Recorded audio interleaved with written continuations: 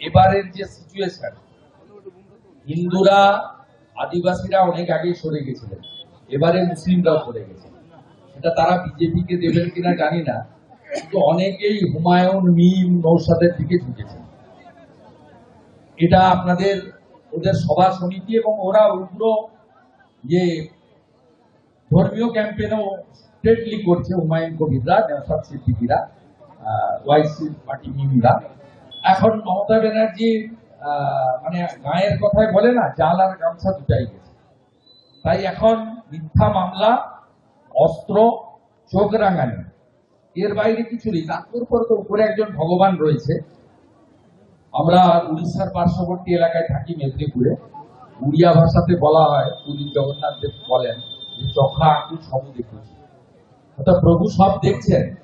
তাই উনি এই প্রথমবার 15 বছরে গাড়ি ঘুরিয়ে নিয়ে মারছুট, চাচা আপন প্রাণ বাঁচা, এই প্রথমবার পালিয়েছে, ছুটে পালিয়েছে। বাংলায় চাকরি প্রার্থীরা, আমি বলবো এটা ভগবানের জয়। বিজেপি সরকার শপথ নিলে, আপনারা বিজেপি সরকার আনলে, আমাদের তো বেশি ডিফারেন্স নয়, এসআইআর এর পরে কোনো ডিফারেন্স নেই বলে আমি মনে করি। দীর্ঘ নির্বাচনে লড়াই করার অভিজ্ঞতা কি করতে পারি, কোনো ডিফারেন্সই নেই। তাও যদি বলেন লোকসভা ভোটের নিরিখে ওরা 46, 45.67 আর আমরা 39, অর্থাৎ 4% ভোট টিএমসি থেকে বিজেপিতে এলে আমরা হয়ে যাব 43-44, ওরা 43, ওরা হয়ে যাবে 42, মাত্র 4%। অর্থাৎ বিজেপিকে আপনারা একটু সাহায্য করলেই বিজেপি আসবে।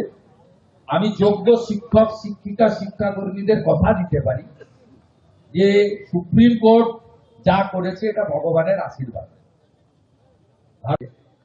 যোগ্যরা চাকরি বহাল থাকুক, আমরা যোগ্য শিক্ষক, শিক্ষাকর্মীদের পক্ষে, এবং 3.5 লক্ষের বেশি প্রাথমিক শিক্ষক, শিক্ষাকর্মী,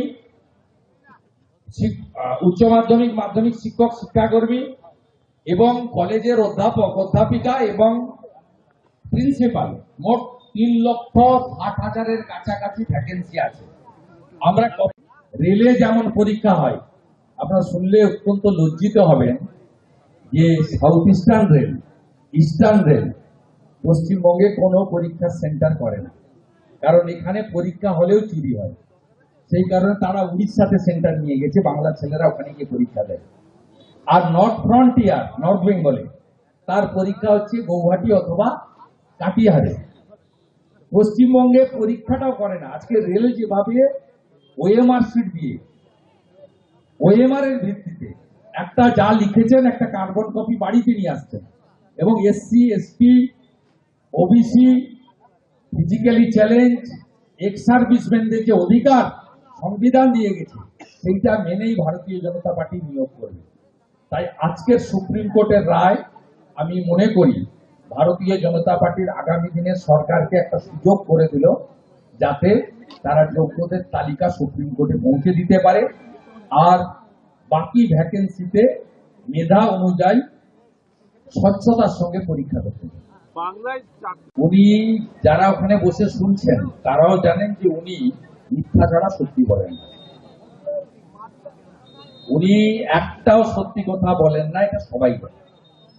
কেউ সামনে বলতে পারেন না, অনেক কিছু থাকে, কিন্তু বেরিয়ে এসে সবাই বলেন যে, আমি আপনাদেরকে আগেও বলেছি, এখনো বলছি, নজরুল মঞ্চে প্রথম মিথ্যাশ্রী পুরস্কারটা মমতা ব্যানার্জি পাবে, এটা বিজেপি দাদা কালকে যে অনুপ্রবেশকারীদের আটকানোর জন্য, ওরা যাতে ডকুমেন্ট শো করতে না পারে, কিন্তু পারবে না। প্রজেনি ম্যাপে ইলেকশন কমিশন তাদের যে অত্যাধুনিক আইটি সিস্টেম দিয়ে বের করেছে, ইউএআইডি কে দিয়ে, বাঙ্গালোরে তার সিস্টেম, সেখান থেকে এগুলো করে আঙুল লাগান আর পুড়িয়ে দিন, কিছু করতে পারবেন, কিচ্ছু করতে পারবেন।